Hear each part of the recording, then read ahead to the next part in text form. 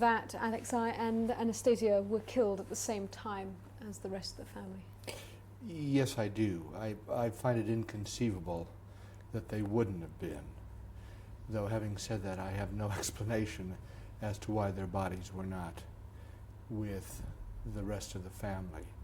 I can only surmise that when the communists set about to totally destroy the bodies, they actually succeeded in the case of the two smallest.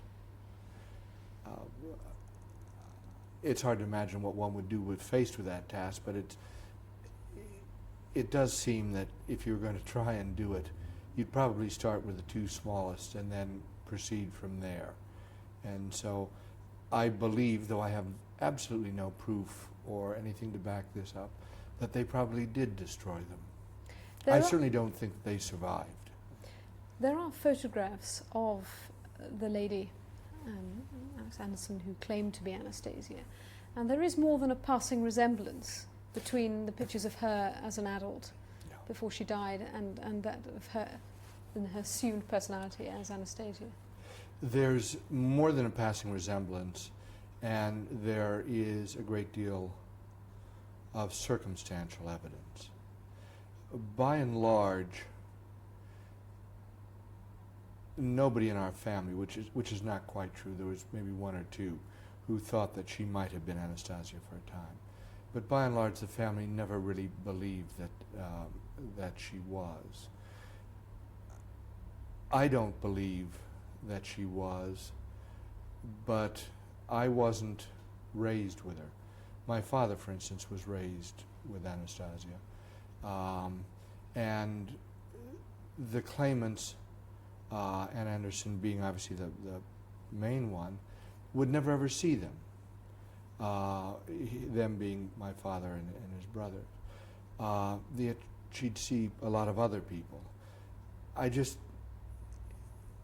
don't believe that she did survive, though I have no explanation for a lot of the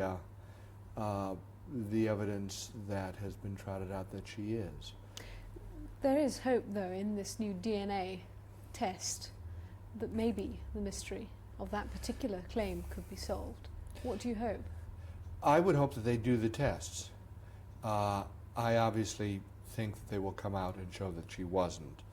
But I'd like to see the tests done and prove whether she was or she wasn't. Obviously, if they prove that Anna Anderson wasn't, we still haven't solved the whole thing, because there's still the remains of two people missing. But I'd like to see the whole thing put to bed. If she wasn't the real person, what would it be? What's in it for her to claim to be? What did your father think? I don't know what was in it for her, other than she was someone who was obviously ill and in a terrible state. If you'll recall, at first, she never claimed to be. Everybody else claimed that she was. And I suppose she was swept up in it. And after 60 years or however long, if everybody tells you every day you've got blue hair and pink polka dot eyes, you might start believing it. And of the claims of the man who claims to be Alexei in Spain? Well, I just, as I say, that's not one that I really am terribly familiar with. Basically, the family has always believed that everybody was killed in Ekaterinburg on that night. Could you tell me what this means to the Russian people? I can only surmise. I think that it means an ending of a terrible period. Here was a family who was murdered by the communists.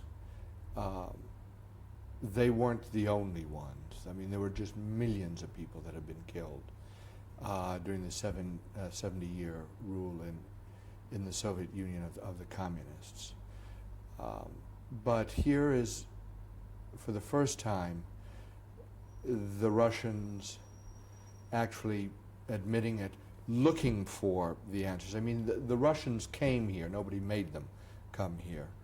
And I think it is probably a thin tie with the old days. And for a lot of Russians, the communist period is dead and gone, and that's left a gap of 70 years. So maybe it's a way of gaining continuity with Russia's history, which has been very important to the Russians and which has been a great history. Do you think that there will be a state funeral? How do you think the Russians will handle and with what respect will they treat the bodies? Whatever they do, I hope they'll treat them with a great deal of respect. One has to remember that the Tsar and Tsarina were head of the church, and the church, as well as Russia, were very, very important, very dear to them. I mean, they were called Little Father and Little Mother. I mean, it's a very powerful, mystical thing that one doesn't understand fully today. So that I hope that the church that they love will bury them with a great deal of honor. Whether there's a state funeral or not, I suppose is not as important as the fact that they have a good Christian burial. There is the possibility that one faction will want them buried in St. Petersburg, another faction will want them buried in Ekaterinburg, where they were killed and where they were martyred. I suppose I must say that when this started, I was in favor of the St. Petersburg, and I was a minority in my family. I've really now changed my mind. It's almost as if nothing was happened to have a state funeral and bury them with the rest of the Tsars and the Tsarinas, so everybody is neatly in the family crypt. I think it would be very important that they be buried with the 4 servants who remained with them to the end, and were the people who were loyal to them to the end.